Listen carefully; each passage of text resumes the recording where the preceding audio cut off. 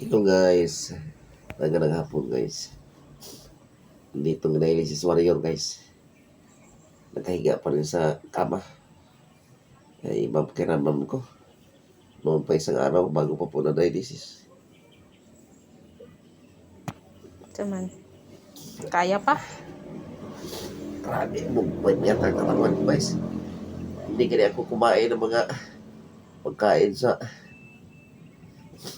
Christmas party namin sa Baguio Linggo. Ang kinain ko yung isda lang ang bangus. Kaya ang comment sa iba, yung bangus daw, taas kay uric, tapos makabughat daw yun, kukuhan. Kuwan ko lang, totoo na? Makapukaw ba? Bangus sabi ko, mahalon ba yung isda, bakit makabughat man? Sabi ko na, wala akong hikain dun guys sa asin. Kaya gaisip ko, hindi ko magpadaya sa Monday. Kaya, yun, bangus lang kinain ko. Di, okay, nagsalig na kaya okay. Trangkaso, magod na imo, kay uso may trangkaso. Pagka na lang, Trangkaso ra jud siguro na. Kay, bigat mong katawan ko, iba ang kiramdam ko, Diyos ko. Bakit ganito? Tapos ang kriya ko guys, nagpag-creatinine ko pagka Martes. 1,280.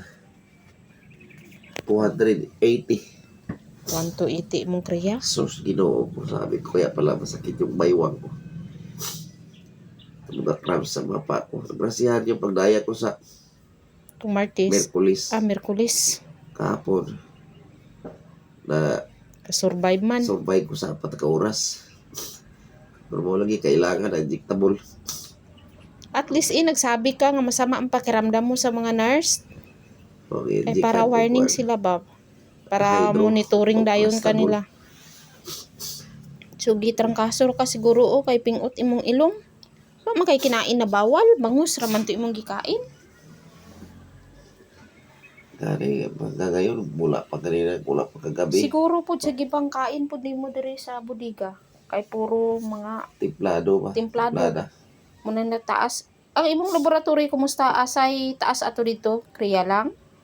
Potassium? Potassium kag phosphorus ang taas? Maurang pigi. Kuha na dito. Wala pa ilain. So ang lesson learned ano man? Alaga dilit na bukaon. Oo. Bukaray. Iwas na gani ko atong Christmas party kaya di ko kumain ng mga karne nga kuwan. Mao jud. Kana na nga. Pero lang nga labanan makaya nimo magpa-dialysis ka karong Saturday pa yang dialysis. Ipapadyo natin ngayong Saturday din. Anong pa ngayon? Thursday? Nakahiga lang kay mabigat yung katawan niya.